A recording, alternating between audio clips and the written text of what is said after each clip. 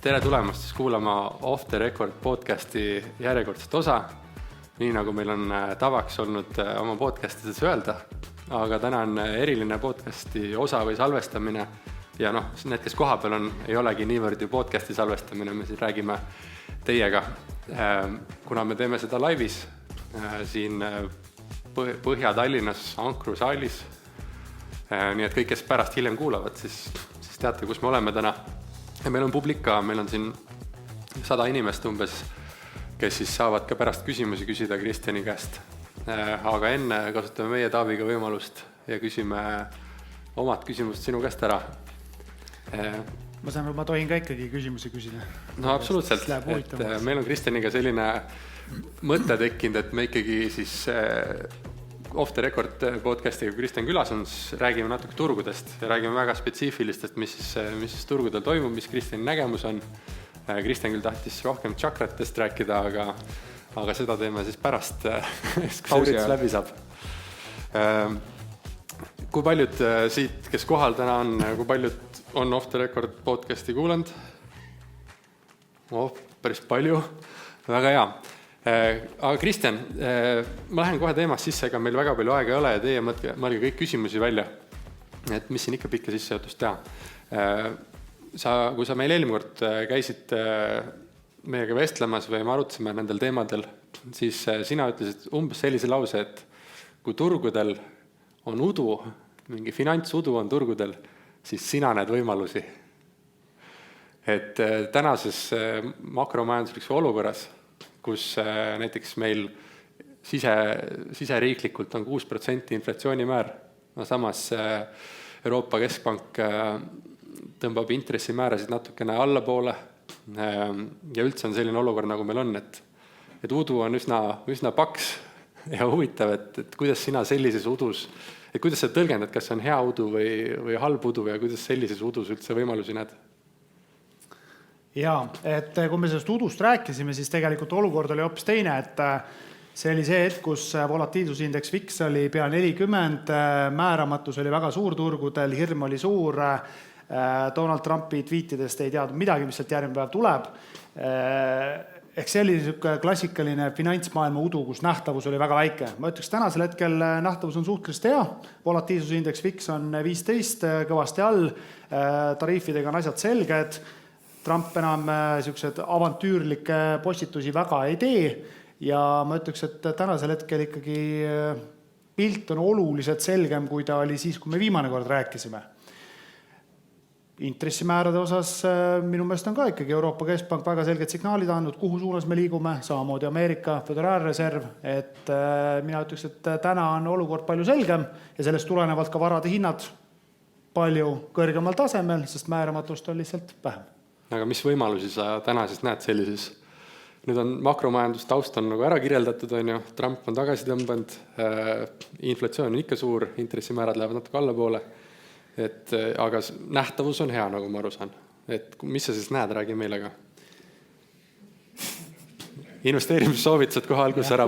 Kohe alguses, siin peab selle disclaimeri juurde panema, et ühtegi investeerimissoovitust me siin anda ei tohi. Ja kõik on meelelahutusliku sisuga. Ja, kõik on meelelahutusliku sisuga, ärge jumala eest seda tehke, mis me siin räägime. Aga investeerimise poole pealt ma ütlen tavaliselt, see olukord, kui kõik on selgem, on palju keerulisem, sellepärast varade hinnad on palju kõrgemad ja see omakorda neid ebaefektiivsusi on turgudel vähem. Aga mida mina olen teinud, mis siiamaani tegelikult need teesid on välja kenasti mänginud, on ikkagi see, et kui tavaliselt, kui pidu käib täie hooga ja kui me vaatame fundamentaalselt, siis Ameerika turgude nii-öelda see fundamentaalne väärtus või ütleme, fundamentaalselt on väga kallis. Mis tähendab seda, et kui tavaliselt kõigil on näpud püsti, Lightyeari kliendid tahavad endale krüptosid portfelli lisada, eest küsitakse, et palju ma võimendust saan ja intress on täiesti suva.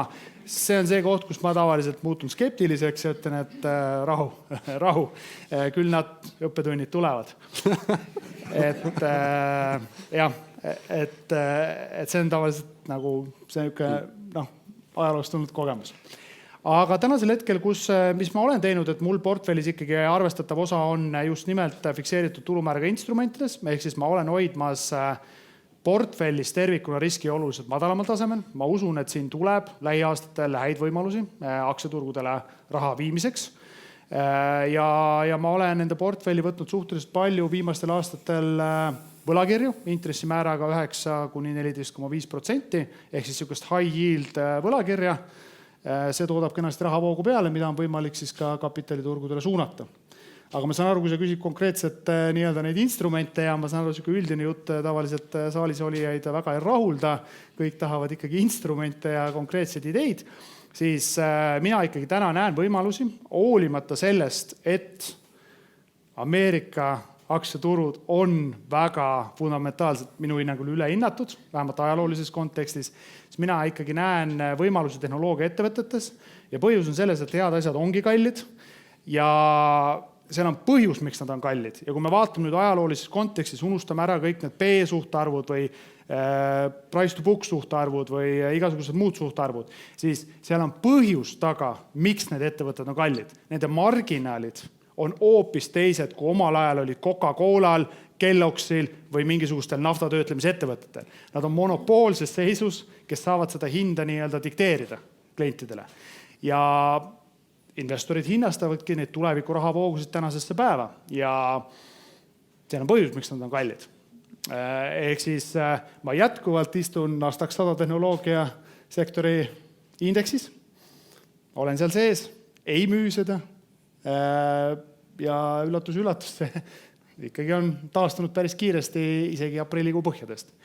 Spetsiifilisemalt ma näen võimalusi, mille positsioone, mis ma sellel aastal ka siis täiendasin küberturvalisuse indeksis või küberturvalisuse ettevõtetes. Ma arvan, et see on niisugune ettevõtete seisukohas niisugune kohustuslik hügieeni toode, mis peab olema ja muidugi geopoliitiliste pingete ajal, kus siis Ukraina-Venemaa sõjataustal, siis küberturvalisus on ka üks aspekt üldisest julgeolekust. Ma usun, et see 3, 5, 7 aastat see idee mängib ka kenasti välja. Ja minu jaoks on huvi pakuvad ka energeetikaettevõtted, just nimelt kogu selle AI teema taustal, et energeetika ja energia on see, mida need andmekeskused vajavad ja seda me näeme lahti rullumas juba praegu, aga tõenäoliselt ka järgmistel aastatel. Selge on see, et osa sellest kasvust on juba sisse hinnastatud, aga ma arvan, et trend ei ole veel lõpuni välja mänginud. Aga varjatud nimega meie hea koguna sõber härra Kivimüür on ütlenud, et miks Eesti innovatsiooni investeeri siis? Et sealt peaks see põhikasv tulema ikkagi. Millisesse innovatsiooni sa siin mõtled siin Euroopas või Eestis? Ma ei tea, üldiselt kõik raha tuleb sinna panna. Okei. Ma saan aru ja minu meelest on väga okei innovatsiooni investeerida, peakski innovatsiooni investeerima, aga ma ütlen ausalt, et mina oma 1,4 miljonilise portfelliga mingisugust väga suurt innovatsiooni siin toetada ei saa. Minu ülesanne eelkõige on ikkagi juhtida enda vaatest oma varasid selliselt, et investeerida sinna, kus seda innovatsiooni luuakse. Ja tahan või ei taha seda, aga minu jaoks ikkagi ajalugu on näidanud, et ega seda Euroopas nagu liiga palju innovatsiooni ei ole. Pigem on siin suhteliselt palju regulatsiooni ja seda regulatsiooni minul on tunne üha rohkem hakkab ka Eestisse tulema. Rääkides natuke ka ametnikega või vähemalt vaadates, mis nende meelestatus on ja nägemus.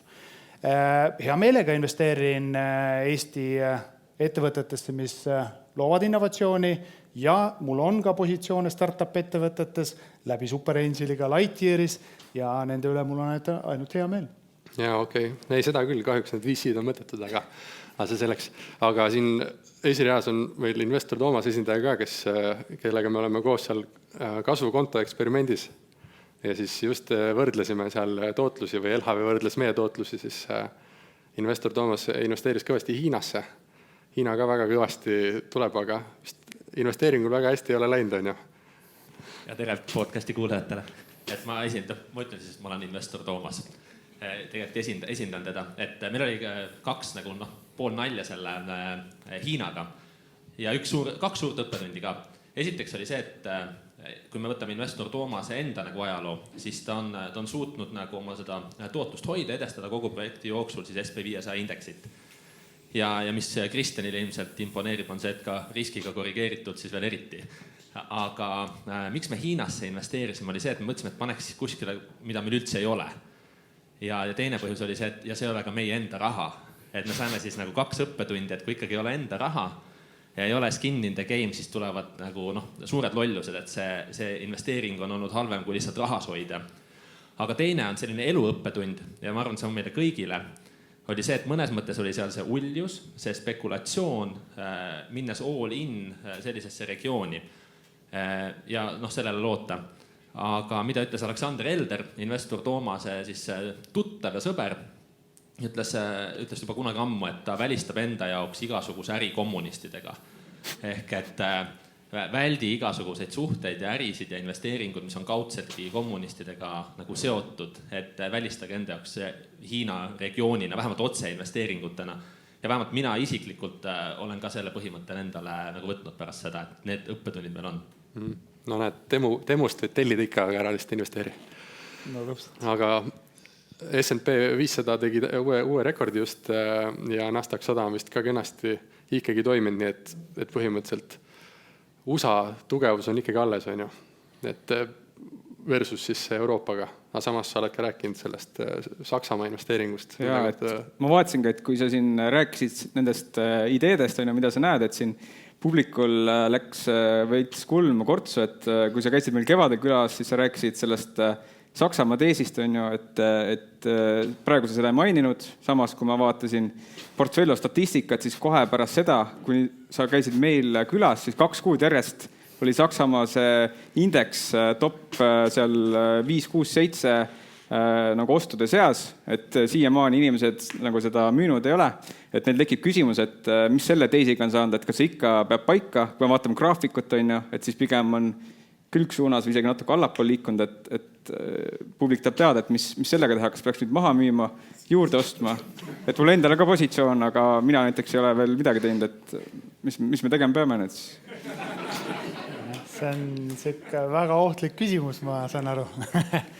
Aga jah, Saksamaa nii-öelda see investeerimistees või Saksamaa taksi investeerimistees, mis sellel ajal seal kevadel sai välja käidud, et tegelikult see on kenasti nagu toiminud sellel aastal. Jah, kui me nüüd vaatame nii-öelda neutraalselt peale tänasest positsioonist, et mis siis saanud on, mis muutunud on, mida andmed näitavad, et selge on see, et need igasugused infrastruktuuri investeeringud ja nende lahti rullumine võtab väga kaua aega. Umbes sama kaua aega kui sakslase mõtteviisi muutmine. Küll aga kui seda mõtteviisi muuta, siis see on pigem püsiv. Et puht makromajanduslikult numbritesse see veel ei ole jõudnud. Ja see ongi nii-öelda siis tuleviku vaatavalt see investeering tehtud.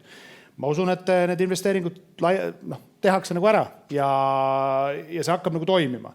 Nüüd küsimus ongi see, et kas ka see mõtteviis seal taga või kas ka sakslane tuleb järgi ja kas muutub see mõtteviis, et ma kogun akumuleerin ideeks, et ma hakkan nüüd kulutama ja isegi natuke laenurahaga kulutama. Et kui see mootor käima saadakse Saksamaal, siis see on väga võimas mootor. Nüüd ongi, et kui me nüüd andmetele otsa vaatame, just hiljuti tulid välja Saksamaa tarbija kindlustunde indeksid ja need on rekordiliselt kehvad. Mis tähendab seda, et praegu tuleb kausalt vaadata peeglisse, tuleb kausalt vaadata otsa ja küsida, mis on see taga see sisu. Et hoolimata sellest kõigest, mis on siis uus kantsler välja käinud nendest plaanidest, praegu sakslased jätkuvalt, tarbijate kindlustunne on madal, nad säästavad, hoiavad raha kontol, on skeptilised ja peamised põhjus ongi seal inflatsioon, energiahindade volatiilsus ja poliitiline ebakindlus. Nüüd selleks, et midagi tarbijakäitus peaks hakkama muutuma, peab hakkama midagi siit teistmoodi nii-öelda lahti rulluma, ehk kas inflatsioon tuleb alla, poliitiliselt saavutatakse selline kindlustunne, et tarbijad julgevad ütleme siis niimoodi, et tarbida, teha ostuotsuseid, samamoodi ettevõtted investeerida. Et tänasel hetkel see on täpselt see koht, kus ma arvan, igaüks, kes seda taksiindeksit ostis, peabki väga selgelt vaatama peeglisse, küsima, et kas see idee veel toimib, kui toimib, mis on need eeldused, mis peavad siis selleks juhtuma. Et minul hetkel see portfellis on olemas, samamoodi see positsioon ja ma jälgin seda, et kuidas siis käib. Suurendanud ei ole veel? suurendanud ei ole. Noh, ta on liikunud sisuliselt suht külgsuunas, et sealt aprillikuust maikuus põrkas päris korralikult ja ülejäänud aeg ta on siis liikunud külgsuunas. Ja üks, kes on ostnud seda, peab väga pingsalt kuulama Off the Record podcasti edaspidi. Mis Kristjan teeb? Kristjan tegelikult mõtleme samamoodi võib-olla, et sina ei ole juurde ostnud, mina ei ole juurde ostnud, et sina vaatad Nasdaqit, ja ma vaatan ka Nasdaqit, et tundub, et ikkagi USA-s on praegu see. Aga ma arvan, et ma ise vaatan trendi äkki, kui midagi muutub, siis võib-olla vaatan ka sinna tagasi Saksamaale, et äkki tuleb. Jah, no võt seal ongi see, Euroopaga on see probleem, et see majanduskasvu tegelikult ei ole ja ei ole olnud siin ikka väga pikalt, mis tähendab seda, et meil on fundamentaalsed probleemid ja need algavadki üksikindiviidi tasemel. Ja selleks, et midagi muutub, peabki toimuma mingi muutus mõtteviisides. Ja minu hüpotees või tees on, olles ise sakslastega lähedalt kokku puutunud, ütlen ausalt üles kasvanud Saksa süsteemi alusel, rohkem kui Eesti süsteemi alusel, et kui see sakslase mõtteviis muutub, siis see on suur muutus, mille pealt on võimalik siis teenida. Aga nüüd ongi, see eeldus peab paika pidama. Tänasel hetkel sakslane ei ole muutunud. Ta käitub täpselt nii, nagu ta on käitunud varasemalt. Nüüd küsimus on, et kas need suured infrastruktuuri investeeringud haridusse, investeeringud kaitsetööstus, kas need muudavad seda mõtteviisi, kas need lukustavad lahti mingisuguse uue ajastu Saksamaal? Me veel ei tea. Kui lukustavad, siis seal on võimalusi, kui ei, siis läheb nii nagu alati. Kui paljud publikust on investeerinud kas Saksa indeksisse või Saksa kaitsetööstusesse? Ei ole ohtu, väga suurt ohtu ei ole siin. Siin ei ole õnneks ohtu. Aga et nüüd me rääkisime natuke USA-st, natuke Euroopast ja Saksamaast konkreetsemalt, et mis siin Balti turul toimub? Nüüd meil, kui paljudel Balti turul mõni aktsiaportfellis on, näed enamustel. No nii, võtame selle teema ette siis, et sul endal ka. Kuidas sa siin Eesti olukorda näed ja Balti turu olukorda näed? No, see võib-olla nüüd on ebapopulaarne arvamus ja ma saan aru, et võib-olla siis hakatakse mind siin popcornidega viskama või veega pritsima. Loodetavasti see jääb siis lõpupoole. Aga minu arvamus on ikkagi see, et Baltikumis ja Eestis, mis me, võtame võib-olla Baltikum välja, hakkame Eestis pihta, et kui me vaatame Eesti nüüd makromajandusandmeid, Eestil nüüd rõõmustatakse suure uraaga, et nüüd on esimene kvartal, kus majandus natukene kasvas ja Rahandusministeerium ja Eesti Pank prognoosivad ja ka kommertspangad, et nüüd see kasv tuleb tagasi. Mingisugust sellist kasvu, mida me olime viimased 20 aastat näinud, tegelikult sellisest kasvust mitte keegi ammu ei räägi. Me räägime euroopalikult mõne protsendipunktisest kasvust. Ja minu jaoks ikkagi see probleem on see, et üles on kasvanud generatsioon, kes on harjunud viimase 20 aasta jooksul. Jätame siis muidugi krahhid välja, aga see on üks osa majandusest, kiire majanduskasvuga. Nad on harjunud, et palk kasvab 5, 10, 15% aastas. Nad on harjunud, et nad karjääriredel teevad karjääri, teevad uusi asju. Nende kinnisvara hinnad kasvavad 5-10% aastas, võib-olla isegi aastatel mõnikord 15-20%. Ja me oleme jõudnud sellisest euroopaliku ajastusse, kus me oleme konvergeerunud Euroopale järgi, kus sellist kasvu minu hinnangul me järgnevatel aastatel, tõenäoliselt isegi järgmise 5-7 aasta jooksul ei näe. Me näeme eestlaste mõttes külgsuunas vegeteerimist. Ja kui sinna kompotti paned juurde inflatsiooni, natukene ka ütleme siis külgsuunas liikumist, kus inimesed hoiavad oma töökohtadest kinni, saavad oma 5% palga kasvu, noortel väga võimalusi ei teki, siis tekibki frustratsioon. Ja vaata, eestlased ei ole sellega harjunud, meie generatsioon ei ole sellega harjunud. Ma tean Markot, ma tean David, nad on harjunud kasvama, nad on harjunud kasvatama, nad on harjunud nägema kasvu. Ja kui sa ütled Daavile, et järgmist 10 aastat tiksud külgsuunas, siis selle mehel kaob see viimane mott ära. Ja ma arvan, et see eestlastele tuleb väga suure pauguna. Ja see on see, mida minu hinnangul me ühiskonnas ka näeme. Me näeme ühiskonnas frustratsiooni, kus enamus inimesi tunnetavad seda külgsuunas liikumist kui majanduslangust, kui midagi valusat, midagi rasket, sest inflatsioon on kiire. 5-6% inflatsiooni, see on ikkagi, poes käies on valus. Ja midagi peab tegema. Ja kui sul teise poole pealt tulu nagu vastu ei tule, siis see ei ole see süsteem, kus me oleme harjunud toimetama. Aga laenuga ostetud kinnisvaral, kõik, kellel on laenuga ostetud kinnisvara, siis inflatsioon mõjub sellele ju hästi. Ja, majandusloogika järgi tänases majanduskeskkonnas, kus inflatsioon on meil 5-6%, edasi vaatavalt ta ikkagi püsib seal 3% pluss, siis olukorras, kus baasintressimäärad on liikunud sinna 2% punkti peale, tõenäoliselt natuke tulevad veel alla, siis kõik, kes on laenu võtnud, palju õnne teile, räägime siis odavast kodulaenust, palju õnne, teie laenu inflateeritakse ära ja te olete teinud väga hea diili. Ja see on ka siis, kui sa küsid, et mida teha, siis mina ütlen ausalt, et mina olen viimased paar aastat viinud oma kapitali Eestist välja ja olen otsinud ka võimalusi olukorras, kus ei olnud populaarne võtta laenu, kus intressimäärad olid kõrged, aasta-poolteist tagasi, siis mina käisin panga ukse taga, kui pankad hea meelega tahtsid laenu anda, aga laenuvõtjaid liiga palju polnud. Mina käisin hea meelega panga ukse taga, küsisin, et kas on võimalik oleva kinnisvara tagatisel, mis on Eestis, kodu, mille väärtus on tõusnud viimase 5 aastaga 100%, lahti lukustada seal betooni ja raua all olev kapital ja viia see välismaale. Ehk siis me ostsime abikaasaga Tenerifeli kinnisvara, kus kapitali kasv on olnud oluliselt kiirem kui Eestis. Inflatsioon töötab ka seal, üürihinnad on tõusnud, Marko võib Hispaaniast pikemalt rääkida, aga ütlen ausalt, et ka see elamusdividend on hoopis midagi muud kui Lasnamäe või Mustamäe korteris lampi vahetada. et siis võtsid nagu Eestis odava laenu, saad Eesti inflatsiooni, aga saad nautida Tenerife päikest, jah? Jah, ja mõnevõrra teistsugust tootlus ka. Pluss, meie jaoks muidugi väga oluline ka riskide hajutamine, ehk siis geograafiliselt hajutada riski Eestist välja. Ütlen ausalt, meil oli liiga suur osakaal Eesti kinnisvaras, meil oli liiga suur osakaal varadest, mis oli Baltikumis. Ja me pidimegi vaatama ausalt otsa. Kas ma tõlgendan õigesti siis, et selline meelelahutusliku väärtusega soovitus on see, et selline Eesti aktsiaid müüa, minna panga ukse taga, võtta laenu ja proovida siis seda kinnisvarasse investeerida olenevalt, kus riiki saab. Kui vaadata Marko Instagrami stories, siis need ilusad vaated sealt alati tõmbavad inimesed käima, trigerdavad midagi ja eks seal on põhjus. Ei ole mõtet tulla, sa oled closed finance groupis, teised ei näe. Okay. No selge. Taavi, mis sa arvad selle peale? Mis sa ütles, et sul tõmbab suunurgad alla siis varsti või? Kuule, ma ei tea jah, et tegelikult tõmbab küll, et kui vaatame neid Baltikumi aktsiaid, et ainult liiguvad kas külgsuunas või allapoole, et siin aasta alguses natuke väike tõus oli, siin pankade analüütikud ka ju rääkisid, et võiks tulla see kasv, aga ei ole tulnud.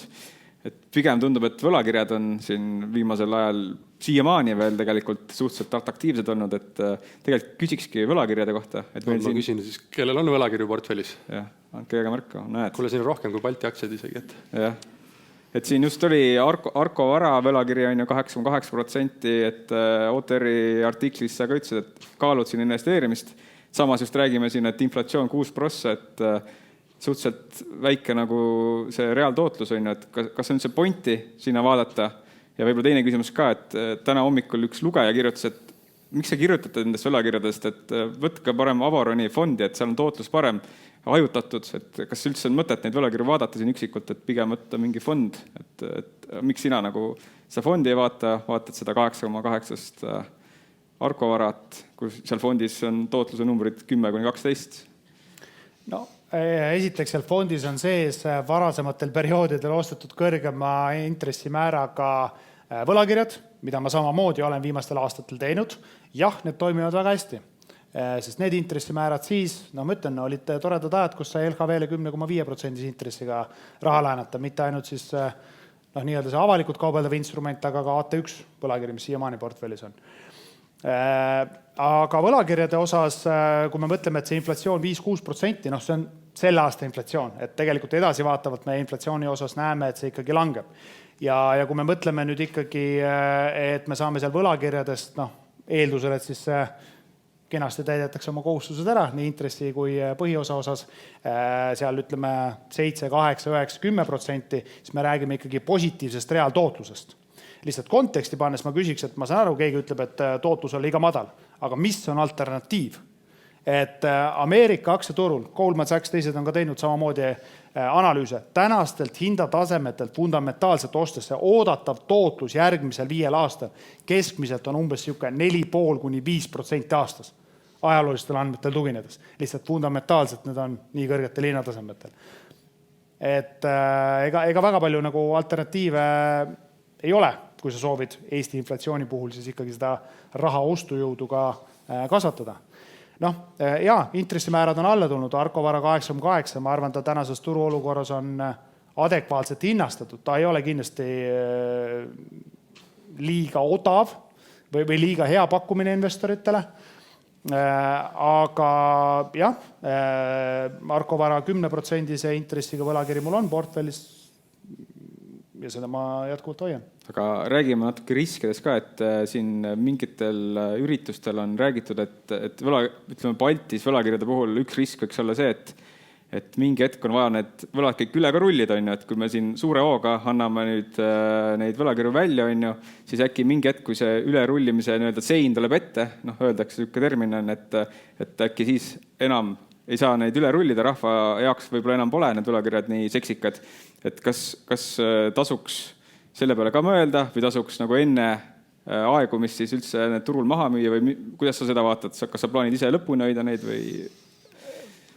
Minul portfellis on natuke teistsugused võlakirjad, kui võib-olla tõenäoliselt tüüpiliselt jaeinvestoril, et mul on vähem avalikult kaubeldavaid võlakirju, rohkem pankade AT1 võlakirju ja ma arvan, et see nii-öelda risk, et kas suudetakse oma kohustusi siis üle rullida või maksta tagasi põhiosa intressi on kindlasti väga oluline. Seda krediidiriski siis kõik investorid peaksidki hindama. Pankade puhul LKV, Inbank, Bigbank, minu hinnangul nad suudavad väga kenasti oma kohustused ära täita. Ja seda LKV on ka teinud. Et kui nüüd võtta nagu mõnevõrra riskantsemaid ettevõtteid, mis siin on, siis ma ei hakka nimest nimetama, aga ma arvan, et lähiaastate jooksul me näemegi mõnda emitenti, kes ei suuda oma kohustusi täiel määral täita. Kes satub maksraskustesse. Võib-olla mingi varju nimi anda praegu igaks juhuks. Ma ei hakka varju nimest ka. Tegelikult, kui te võtate need võlakirjad, mis ka Balti börsil on lahti ja vaatate korra emitentide majandusaasta aruannetesse sisse, siis nii mõnelgi emitendil tegelikult finantsseis on nii kehva, et ta ei suuda seda põhiosa mitte mingi trikiga tagasi maksta. Ja eks see natukene peegeldub ka siis selle võlakirja turuhinnast, ehk kui võlakirja ikka kõva discountiga müüakse või allahindlusega, et nad siis peab küsima, et miks see nii on. Et tavaliselt see on see koht, kus tasub küsida rohkem küsimusi. Võlakirju on enamasti meil 3 tüüpi. Meil on pankade võlakirjad, mis on enamasti investeerimise järku võlakirjad, ütleme sellised kvaliteetsemad, mis on erinevate finantsasutuste võlakirjad, mis ei ole siis nagu kas pangad või on lihtsalt muud finantsasutused, laenukontorid ja nii edasi. Ja siis on erinevad kinnisvara võlakirjad, kinnisvara arendusettevõtete võlakirjad, mingid SPV-de võlakirjad ja nii edasi. Et mis su see jaotus seal on ja kui palju, kuidas sa igati ühte neist vaatad oma portfellis? Mina olen võtnud need positsioonid, mis on Baltikumis, need on teadlikud seal võlakirjades ja minu eesmärk ongi võtta kõrgemat riski. Ehk mul on portfellis näiteks LHV 10,5% intressiga AT1 võlakirju, samamoodi Inbanki, Bigbanki, kõrgema riskiga, teadlikult võetud kõrgema riskiga siis võlakirju, 10,5–12%. Ja mul on ka kinnisvara arendajate võlakirju, mis on siis tagatud, hüpoteegiga tagatud, näiteks Endover, mis siin välja andis hiljuti, kus ma teadlikult nõuangi kõrgemat tootlust selle eest, et ma võtan kõrgemat riski, et nad ei ole turul kaubeldavad ja mul on, ütleme nii, otse ligipääs siis ka emitendile, kellega siis on võimalik neid tingimusi nagu arutada vähemalt. Minu jaoks järelturult ostes tänasel hetkel erinevad võlakirju, mis kauplevad seal korraliku preemiaga, need minu jaoks atraktiivsed ei ole riskitulu suhte mõttes. Nii et jah, et 6% järelturu yield to maturity'ga või yield to call'iga ei lähe noppima? Ei lähe ja ma arvan, et siin osad on isegi veel madalamad. Ja mis sa arvad, mis su jaotus on seal nende kinnisvara võlakirjade versus pangandus- või finantssektori võlakirjade vahel? No see on see koht, kus tuleb portfello lahti võtta ja vaadata. Saiga see ära mõelda. Aga suurem osa on pankadel siis kinnisvara arendajate puhul mul on ka otselaene, ehk siis seal on nii otselaenud kui võlakirjad. Ja on ka neid nii-öelda muid finantsasutusi või krediidiasutusi. Nendest suurimad on siis on Delfin Grupi võlakiri 11% pluss 3 kui Euribor. Seal on 60 000 ja siis on ka Credit Stari vanast ajast. 14,5 oli kupong. Kas publikul on kellelgi võlakirjade kohta mingeid küsimusi? Võite vaikselt mõelda. Kellegil on, siis saame küsida. Aga nüüd me oleme nagu, ma ei tea, kuidagi ringi peale teinud või? Rääkisime natuke kinnisvarast, USA-st, USA börsist, Euroopast, Baltikumist, võlakirjadest. Et mis siis tänases turuolukorras selline optimaalne portfelli jaotus võiks olla? Muidugi igal ühel vaata hästi erinev, on ju. Kus sina nagu enda mõtetega jõudnud oled, et sa ütlesidki, et tänases turuolukorda vaadates USA turg on nagu veidi ülehinnatud, kuigi võib-olla põhjendatult Euroopa nagu veel ootab või veel sakslased mõtlevad alles. Ja Eestis on nii nagu on, et ja võlakirjadesse oled sina nagu viimasel ajal suunanud kapitali, et mis see portfelli jaotus olla võiks või mis proportsioonis uus raha nagu millistesse varaklassidesse liigub? Jah, et ma arvan, et selle jaotuse osas mingid protsente öelda on suhteliselt mõttetu tegevus, sellepärast, et igal investoril on oma eesmärgid, individuaalsed eesmärgid, oma riskitase ja ma arvan, mõni krüptoentusiast siin kindlasti naerab pihku, ütleb, et hästi mõtet mingi 10% räägivad, et millest need tüübid üldse siin räägivad, eks ju, et saaks ainult võimenduse peale ja kohe mingisse altcoini ja sõidame. Et lihtsalt inimeste elutsüklid on täiesti erinevad ja ma saan täitsa aru nendest 20-aastastest noortest poistest. See on üks top küsimus, mida mult ka küsitakse peale loenguid. Loengusaalis keegi ei julge seda küsida, aga pärast on järjekord nende krüptode osas. Aga ma võin öelda, et mis mul on? Minul on täna suurusjärgus 38-39% on võlakirjad, siis on kinnisvara on alla 30, aktsiad oli ka vist mingi 37-38, see kogu aeg käib, siis tõesti on 1% on ka krüptot, see on aastast 2020 ostetud Bitcoin, lihtsalt sellepärast, et sellest loengus rääkida.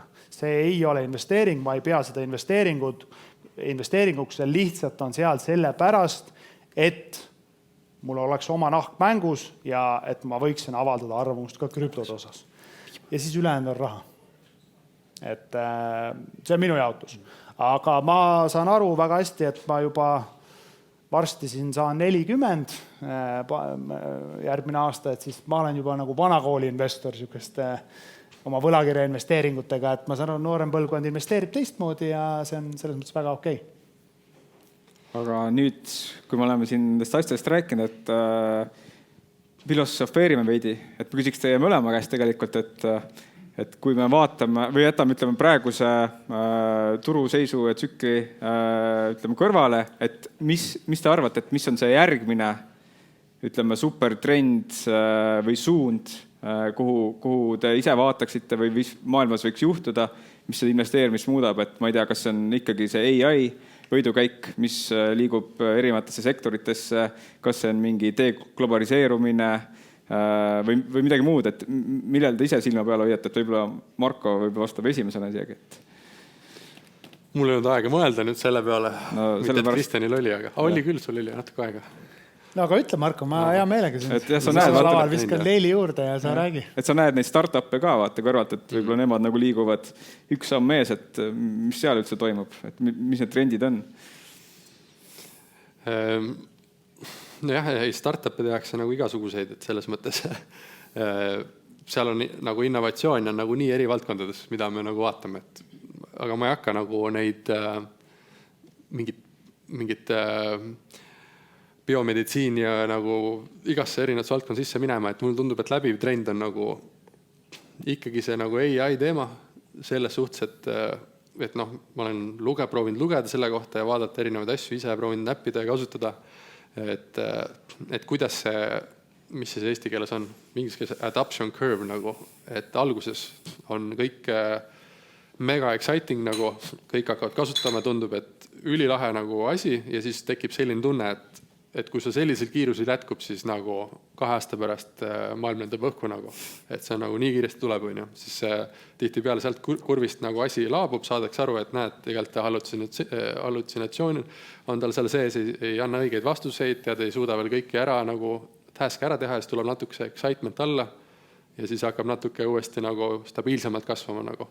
Et mul on tunne, et me olime siin hiljuti selles väga ekstaatilises kasvus ja kõik tundus nagu, et kui nii kiiresti asi areneb, siis tõesti ma ei tea, mis maailmaga saab. Et nüüd me oleme sellest alla tulnud ja nüüd nagu läheb nagu mõistlikumalt, et nüüd proovime, no ikkagi käime nende uuendustega kaasas, et kui mingi uus mudel tuleb, siis kõik, päris tore, lähme kasutame, vaatame. Ja siis rakendatakse vaikselt seda ja asendatakse seal, automatiseeritakse ettevõtted ja nii edasi. Et mul on tunne, et see ikkagi on nagu tulnud, et jääda mingis mõttes. Et ma tean, et meie need ettevõtted, kes meil portfellis on ja kui ise midagi teeme, siis koodi kirjutatakse täna ikkagi nagu arendajad kirjutavad koos AI-ga. Et põhimõtteliselt, mis see tähendab, on see, et sul on üks koodikirjutaja ja tal on 2 ekraani veel lahti, kus jookseb 2 mudelit, mis kirjutab ka koodi. Ja kui sa oled hea koodikirjutaja, siis sa nagu valideerid seda koodi, mis AI kirjutab, see ei ole nagu perfektne, aga see teeb su elu palju lihtsamaks, teeb seda mingit alusasja ära, pluss annab uusi mõtteid. Kui sa oled algaja koodikirjutaja, siis sa ei oska seda valideerida, siis on tegelikult nagu natuke kasutu. Et koodi kirjutatakse niimoodi, väga palju kirjatööd ja mingit lihtsat automatiseerimist tehakse juba ära. Ettevõtted teevad mingit verifitseerimise, KYC regulatsioonide täitmise ülesandeid nagu selle abil. Et see on nagu asi, mis on tulnud jääda, et nüüd kuidas sellest osa saada. Ma ei tea, riskikapitali investorina siis otsid ikkagi nagu kõike seda kombot on ju, väga hea tiim, kes oskab asja ehitada, saab globaalseks viia suur kasv ja nagu seal on 100 muud tegurit. Kui sa investorina vaatad, siis lõpuks jõuadki välja, et need kõik suured tegijad, kellel on see, kes arendavad enda mudeleid ja rakendavad need enda toodetes ja kellel on kontodel miljardeid vaba raha või isegi triljon vaba raha, et ma ei teagi.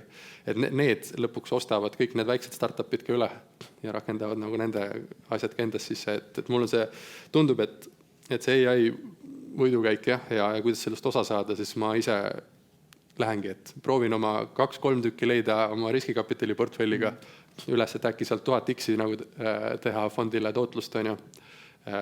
No see on nagu ma võtan seda kui lubadusena. Ja see on mitte investoritele, kõik meie investorid, pange kõrvad kinni 1X, 2X-i. Et ikka sealt nagu millegile pihta saada, aga oma portfelliga ikkagi läheb järjepidevalt sinna Nasdaq 100 indeksisse, kus ma saangi osa sellest, mis Google arendab, mingi Gemini'st, siis Apple'i mingist taustast on ja kõigist teistest on. Ma ei tea, tooge midagi muud siis kõrvale palun. Ma arvan, 2 nagu megatrendi on. Ma võibolla see Marko jutu järjeks siis, ma usun ka, et tehisintellekti, ma isegi ütleks, et mis on see megatrend, on siis järelmõjude mõju siis inimeste mõtteviisile. Ja ma arvan, et see lükkab käima protsessid, mis mõjutavad meie igapäeva elu rohkem, kui me arvata oskame, ka meie lähedaste elusid. Ja miks ma seda arvan, on see, et minu jaoks kuidagi sai päris lähedalt selgeks hiljuti just, et mis on need 2., 3. ja 4. ringi efektid, kui tehisintellekt juurutatakse sellisel kujul nagu seda, vähemalt sinna suunas, kus me lähme. Targa tuleviku fondiga me hiljuti rahastasime tehisintellekti projekti, mille tulemus on siis Eesti koolides hakatakse õpetama õppeained läbi tehisintellekti või tehisintellekti kaasabil, milleks on vajalik, et ka õpetajad selle endale selgeks teevad. Ja mis on huvitav, mis sealt välja koorus, on see, et õpetajad, arvestatav hulk õpetajaid ütles, et sorry, aga ma lähen nüüd pensionile ära, sest see on minu jaoks too much. Ehk siis haridussüsteem, mis tegelikult on püsinud muutumatuna aastakümneid, mõnedes riikides veel rohkem, on muutumas. Neid õpetajaid, kes on vana õpetamisviisiga, ei ole tegelikult kangutanud lahti ükski reform või haridusministeeriumi ettepanek, küll aga kangutab lahti nüüd see sama tehisintellekt, mille nad lihtsalt ütlevad, sorry, that's too much.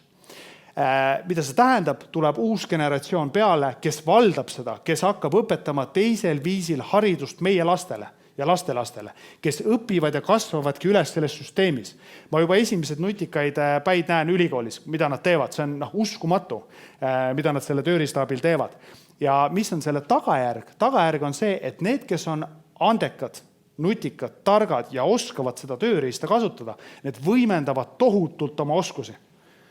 Rikkad saavad veel rikkamaks, nutikad lähevad aina tugevamaks ja need, kes, vabandust väljenduse eest, kes on laisad, kes tahavad, et keegi teeks nende eest kõik ära, kas riik või süsteem, nad on harjunud süüdistama teisi või ennast väljendama Delfi kommentaariumis, et keegi teine on alati süüdi, poliitikud, naabrimees ja nii edasi. Neid karistatakse lihtsalt nii karmilt ära, et nende töökohad kaovad ja võtavad üle olgu need arendajad, õpetajad või nutikad teised inimesed, kes kasutavad seda tehisintellekti tööriista tohutu võimendusena enda töös. Ja nad teevad selle töö ära palju kiiremini, palju osavamalt, palju efektiivsemalt ja neile makstakse sellest oluliselt rohkem raha.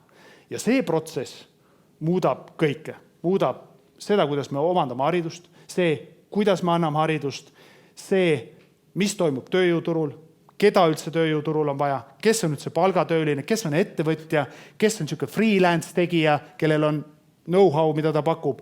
Ja ma arvan, et see on see, mis teise ja kolmanda ringi efektina, megatrendina muudab kogu selle maailma toimimist sellisel viisil, kui me oleme harjunud ja kogenud seda. Väga hea vastus. Taavi, mis sa arvad? On sul endal ka mingi lisaks midagi? Ära ei ütlena, palun. Sorry, et ma nõustun Kristjaniga, et minu ainuke, täna strateegia on ka tegelikult Nasdaq 100 investeerimine, et mul on sama tees, et kõik protsessid muutuvad, need ettevõtted, kes seal indeksis on, need muutuvad sisemiselt efektiivsemaks, nemad pakuvad neid teenuseid ja tooteid, mida kogu ühiskond hakkab kasutama ja ma arvan, et see on kõige, lollikindlam viis, see on trendi panustamiseks. Et ma arvan, et kui sa oled arendaja, siis sul on kaks varianti, või tegelikult ükskõik, kes sa oled, et kui sa kardad, et AI võtab su töö ära, siis investeeri sinna AI-sse ja siis kui ta võtabki ära, siis sul on see investeering kasvab, sa võid töölt ära minna ja kui ei võta ära, siis sul jääb töö alles, et hedge. Aga ma arvan, et äkki peaks neid küsimusi võtma. Kui paljud muidu siit kasutavad AI-d enda tänapäeva tööprotsessis kuskil? Nii, see on see võitev osa. Ja kui palju on investeerinud mingil viisil AI-sse läbi millegi? No nii.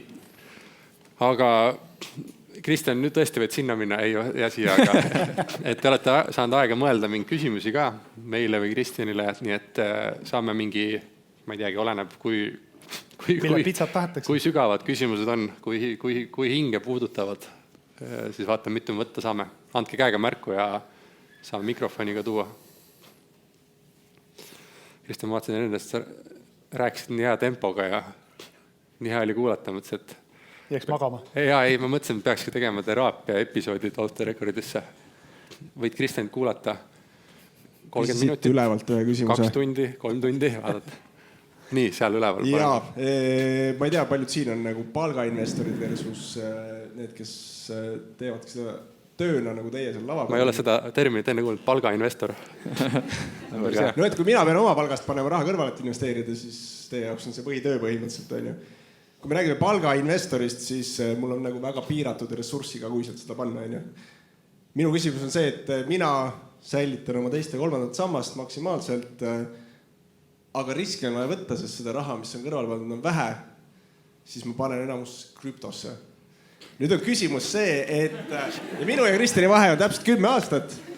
Nii et ma ei tea, kas see on suur või väike vahe, aga küsimus on see, et pannes raha krüptosse, siis mul on see mentaliteet, et mul tegelikult seda raha ei ole vaja.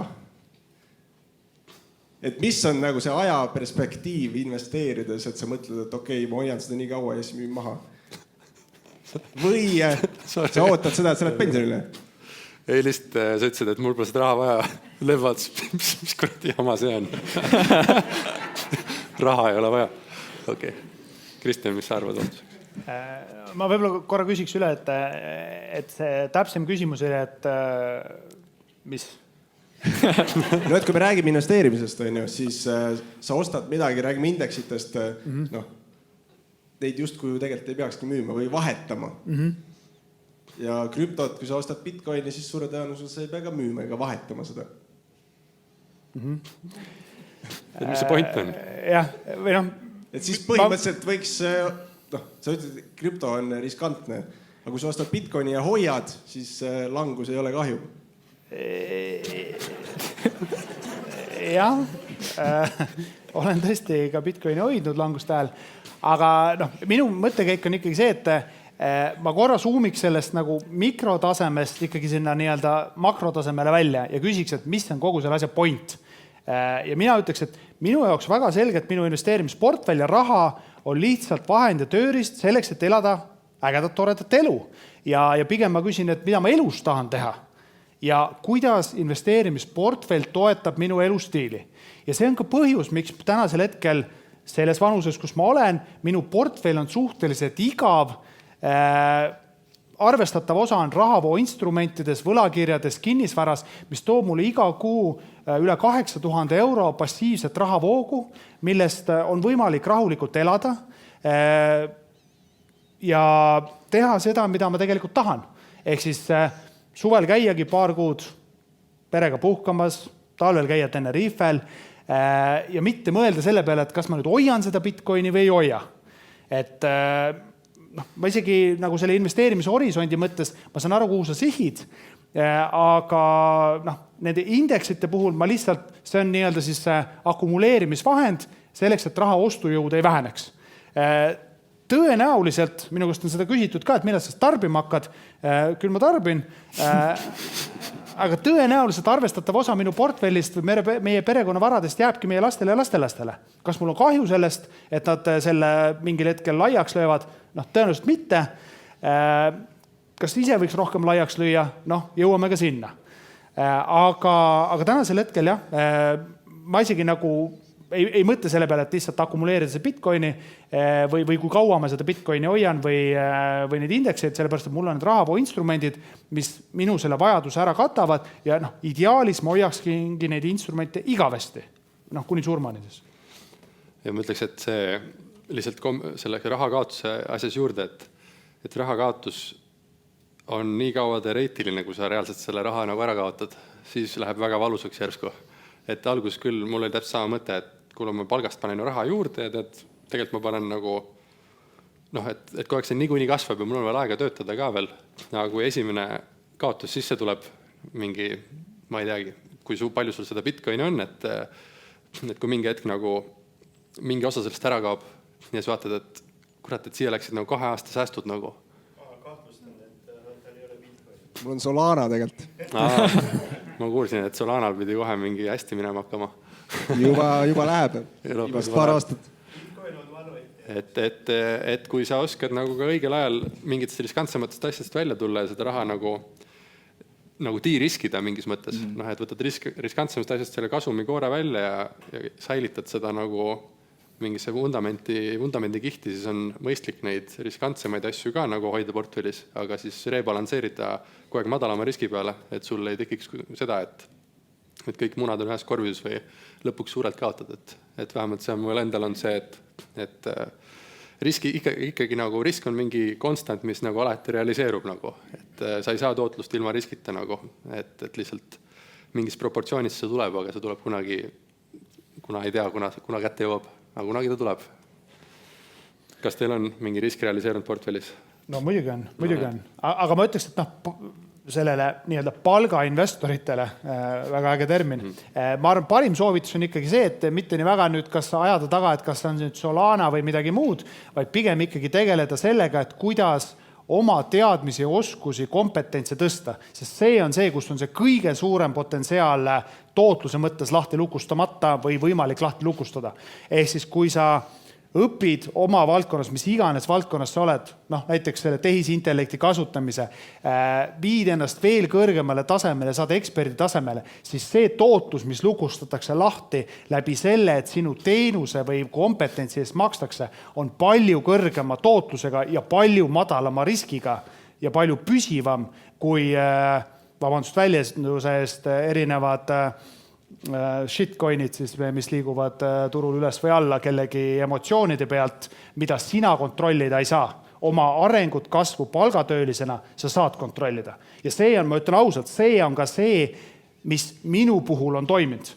Ma ei pea ennast väga rikkaks inimeseks, aga vähemalt palgatöölisena, kuidas mina lukustasin rahti selle jõukuse, oli see, et ma palgatöötajana oma erialast kompetentsi ajas kogu aeg distsiplineeritud kasvatasin.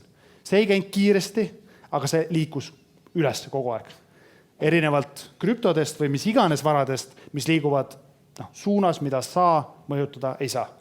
Et see oleks top 1 soovitus noorele Kristjanile, kes istub siin ja mõtleb, et kas ma panen nüüd all in Solanasse või all in Bitcoini. Siis ma ütlen, pane all in endasse. See on parim investeering, mis sa teha saad kõige madalama riskiga. Ja see tuleb sulle. Tead, ma sain sellel definitsioonile pihta. Vaata, on olemas nagu aktsiainvestor, on ju, dividendinvestor. See on palgainvestor. Et see oleneb, kus sul kõige rohkem seda kapitali on või kus kõige suurem raha tuleb. Intressiinvestor. Võlakirja investor. No, palga jäi päris hea termin. See on päris hea termin. Aga aitäh kõigile. Selline oli siis podcasti kuulajatele see podcast.